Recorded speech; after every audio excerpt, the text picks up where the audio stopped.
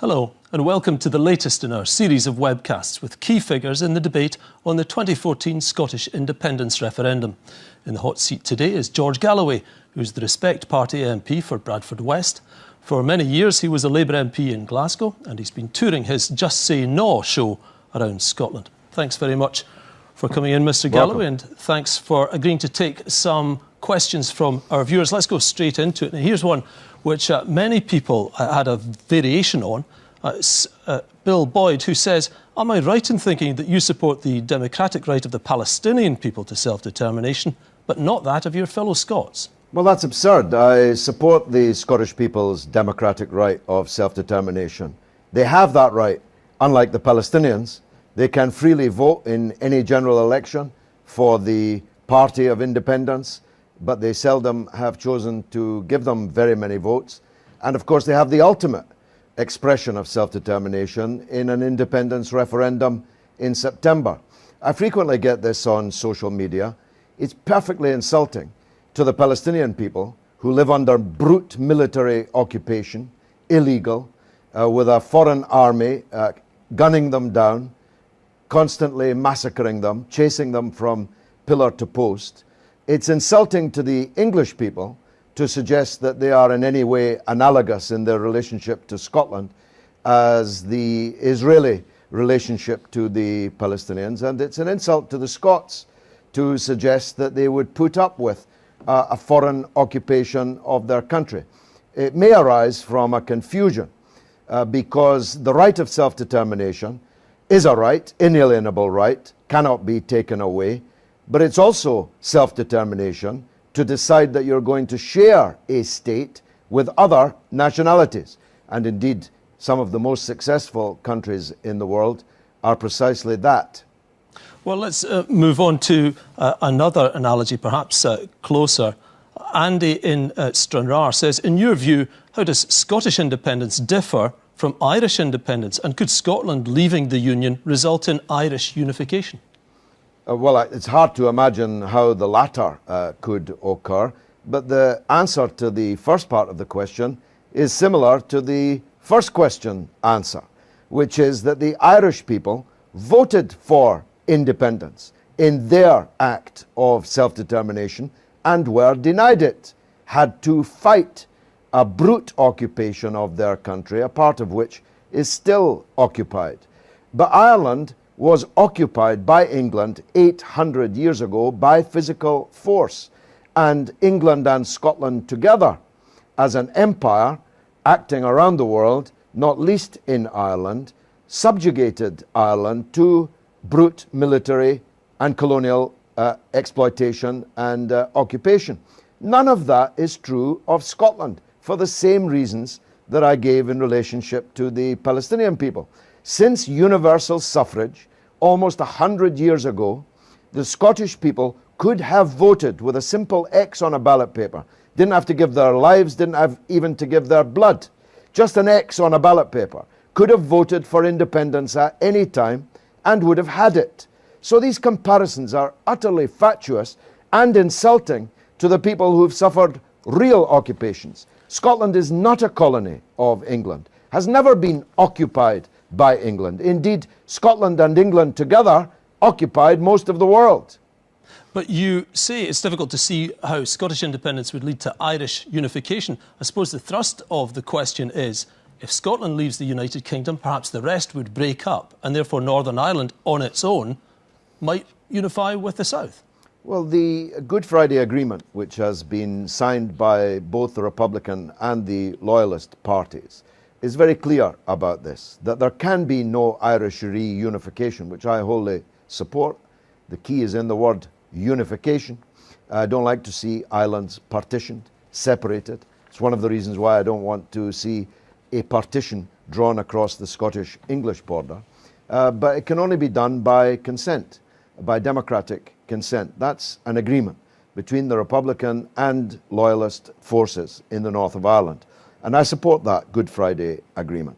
So I hope the day will come when the Irish people will decide to reunify, and I hope that the people in the 6 counties will see the good sense of that. But it doesn't really have very much to do with the idea of a new partition. on the small island of Britain. Well, Tom Hendon suggests, do you agree that Ireland should join Scotland and England inside the United Kingdom? Is it time for them to come back? No, the direction of travel ought to be more and more a European direction of travel. Ireland's already a far better functioning member of the European Union than Britain is, and I want to see Britain become more and more a European country. That's the direction we should be travelling, into a bigger union of people, not into ever smaller units. OK. Ewan McLean in East Kilbride says, Mr Galloway, when did you first lose faith in the ability of Scotland and her people to look after themselves? Again, that's just an insult. I have no lack of faith in the Scottish people's ability, either to be an independent country or to be a part of a British state. No lack of faith at all. I believe that it would be bad for Scotland, bad above all for the Scottish working people, to break up this small island. Moreover, I think it would be bad for working people on the English side of the border. I think it would lead to Scotland becoming a more inward and small-minded place, and that question comes straight out of that box. Here's another one I suspect you won't like, but we do get it of a lot of people who comment on the Scottish independence referendum and live, I'm sure you do. And live elsewhere. Cliff McCabe says, if you care so much for Scotland's future, why don't you live here? Well, that's again an absurd question. There are 800,000 people of Scottish extraction living in England and working in England, and the clue is in the word working.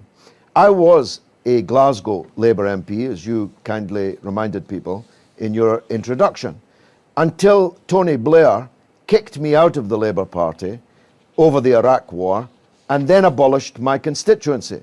I was forced to go abroad to work, like lots of other Scottish people. Doesn't make me less Scottish. How dare these people suggest that Scots who have to move out of the country for work are any less Scottish than they are? Well, here's a question from Robert Gibson in the Netherlands, actually. He's a Scot. He says, how do you feel about the fact that half or more of genuine Scots in the world will have no say on the future of their native homeland? Well, I'm quite cross about that. I agree with Robert. The British general elections, including Scottish constituencies, are partly decided by expatriates voting who haven't set foot in the country for decades. That was a reform, if you want to call it that the Tories introduced and which they've mightily profited from. So if expat British people can vote in British general elections, why can't people like me, who were born in Scotland, educated in Scotland, represented a Scottish constituency for nearly 20 years in Parliament, have almost all, in my case, I think all of my remaining family living in Scotland, why can't I have a say? Well, I don't have a vote, but I have a voice, and I'm using it. And that's what these nationalists don't like. And one of the points that you make, I know, in these shows that you do and the lectures you do, is that there will be a permanent Tory majority in London if all the Scottish MPs leave Westminster. Here's a question that goes to that.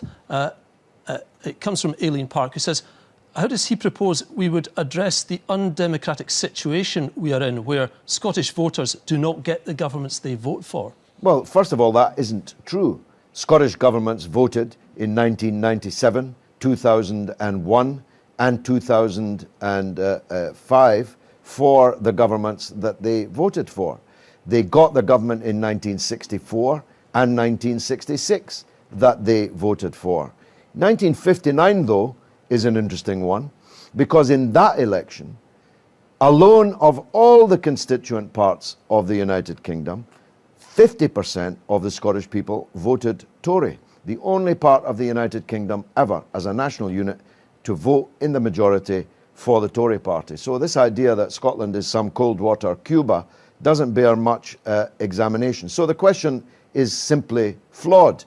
But do the maths. If you take 59 anti-Tory MPs out of Parliament, you're giving the Tories 59 seats of a start. You don't have to be Einstein to work that out. There's a similar question from James Donnelly, who says, I'm almost 60. 36 of those years were spent under Tory rule. Why should I risk another Tory government in 2015 when I could have the certainty of a Scottish government committed to a fairer society. It's true, isn't it, that the SNP is pledging a more centre-left government? Well, they can pledge all they like, but will they be able to deliver it? Will they want to deliver it? I see no evidence of that. The SNP right now could increase income tax in Scotland under the powers that they already have to fund Scotland's straitened local authorities who are having to lay people off in large numbers and cut vitally important services. But they won't do so. They have no intention of doing so. Nobody's in second place to me in hating the Tories.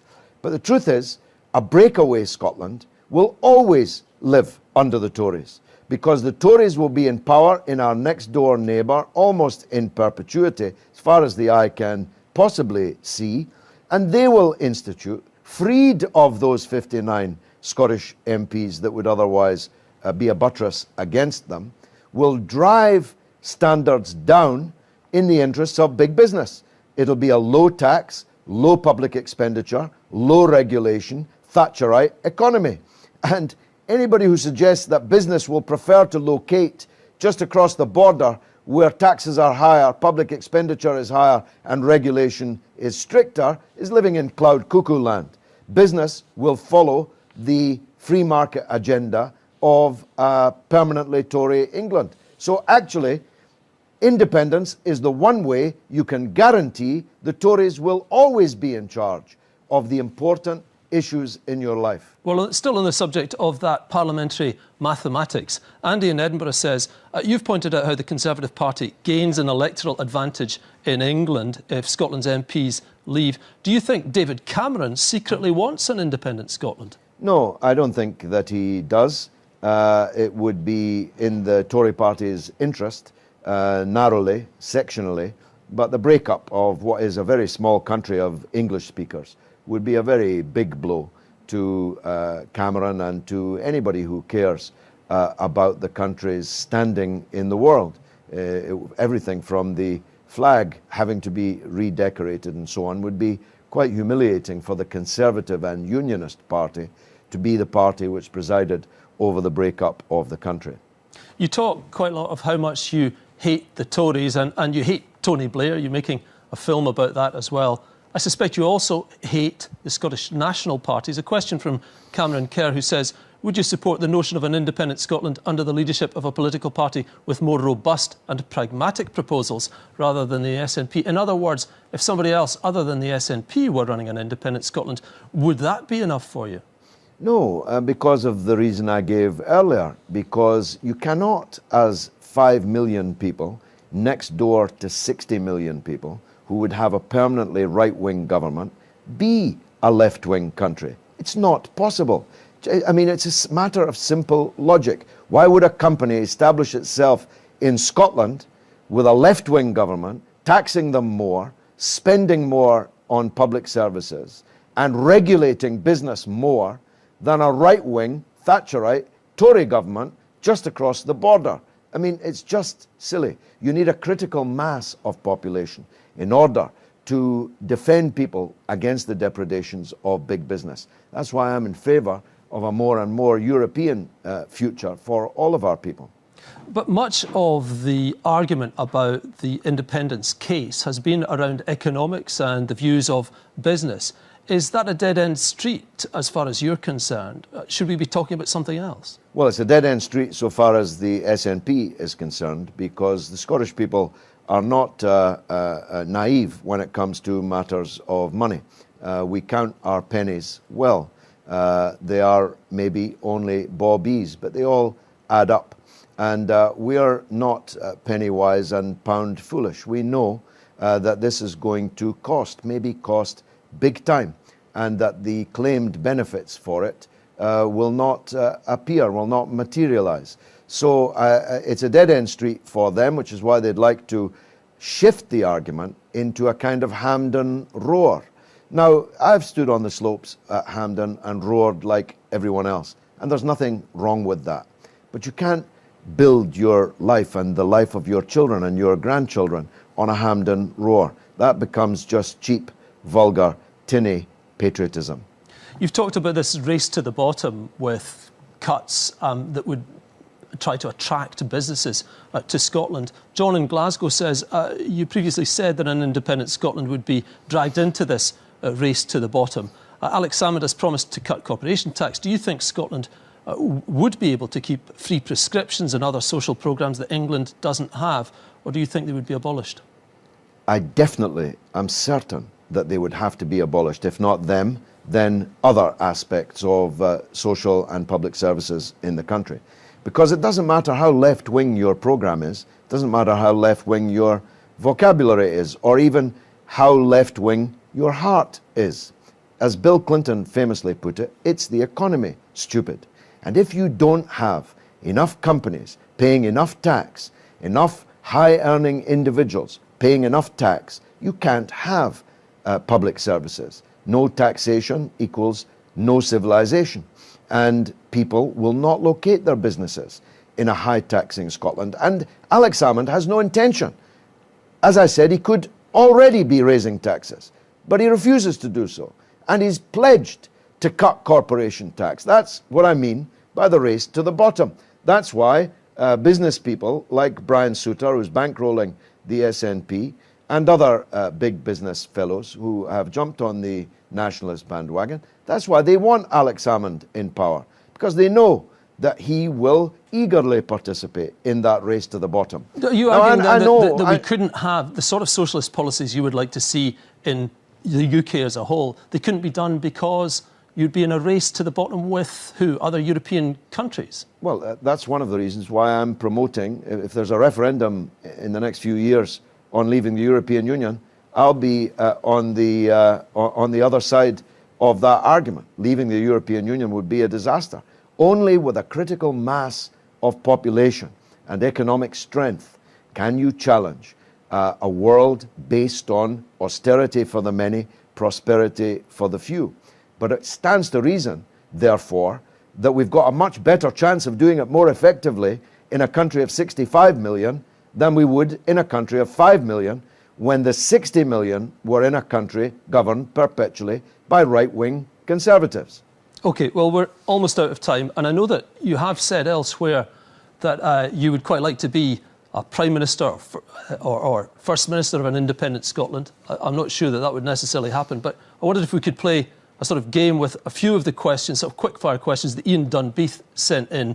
He's in Inverurie. He said, if you were the first Prime Minister of an independent Scotland, what would your position be on these? I'll give you four. One is, and I think you've already answered this, but membership of the EU for an independent Scotland. Fully integrated in the EU. OK. Membership of NATO? I'd withdraw from NATO. By the middle of the same afternoon, I became Prime Minister. All right. Membership of the Commonwealth? Commonwealth is a redundant piece of flummery, which exists only for very exotic jamborees for heads of government of the participating states. And the monarchy? I'd get rid of the monarchy. It's one of the strange things about Alex Salmond, that if Britain's that bad, how come he wants to keep so much of it? He wants to keep an English Queen, the Bank of England, a Canadian governor of it. He wants to remain in NATO, and so on. It's very, very strange. And it's, in fact, illusory. And it's an illusion being practiced on the people of Scotland. And I hope in September they see through it comprehensively. George Galloway, MP, thanks very much. Thank you. And thank you for watching. And for more on the independence debate, including background, analysis and the latest developments in the story, go to the BBC Scotland News website and click on Scotland's Future. Bye-bye.